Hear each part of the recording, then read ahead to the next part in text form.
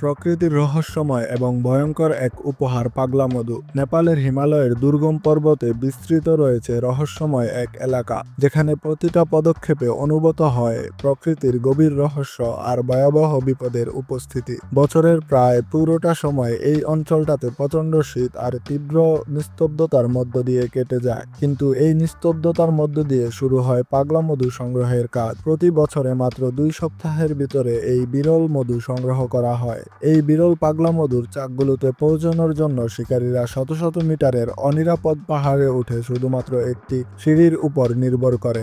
হাজার হাজার ফুট উঁচু পাহাড় থেকে এভাবেই তারা জীবনের ঝুঁকি নিয়ে সংগ্রহ করেন পাগলা মধু। আর এই মধু মাত্র 2 চামচ খেলেই মাদক সেবনের মতো অনুভূতি হয়। নির্দিষ্ট পরিমাণের চেয়ে বেশি খেলে 12 থেকে 14 ঘন্টার জন্য জ্ঞান হারিয়ে ফেলতে পারেন।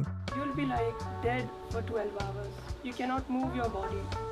এটি এমন একটি মধু যার মধ্যে রয়েছে গ্রায়ানোটক্সিন নামের এক ধরনের ভয়ঙ্কর রাসায়নিক। এই গ্রায়ানোটক্সিন এতটাই শক্তিশালী যে মানুষের মস্তিষ্ককে বিকৃত করে দেয়। এই মধু খেলে মানুষ মনে করে তারা অদ্ভুত অদ্ভুত শব্দ শুনছে, আর মনে হয় যেন পুরো পৃথিবী ঘুরছে। নেপালের গৌরঙ্গ জাতিরা শত শত বছর ধরে এই মধু সংগ্রহ করে আসছেন। তাদের মধু সংগ্রহ করার প্রধান উপকরণ হচ্ছে কয়েক মিটার লম্বা দড়ি ও বাঁশের তৈরি মই।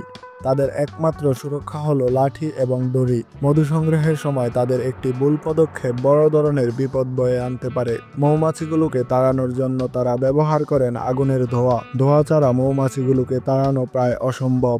এই মাদক মধুর মৌমাছি আকারে সবচেয়ে বড়। এটি অ্যাপিস ল্যাব্রিউস দ্বারা উৎপন্ন হয়।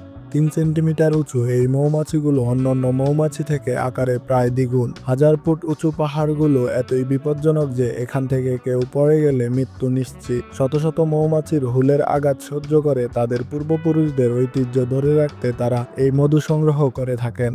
এই মাদক মধুতে থাকা গায়ানোটক্সিনের বর্তমান বাজার মূল্য $400, কিন্তু দুঃখজনক হলেও সত্যি, জীবনের ঝুঁকি নিয়ে কাজ করা এই মধু শিকারীরা কয়েক কেজি মধু বিক্রি করে মাত্র $50 উপার্জন করেন।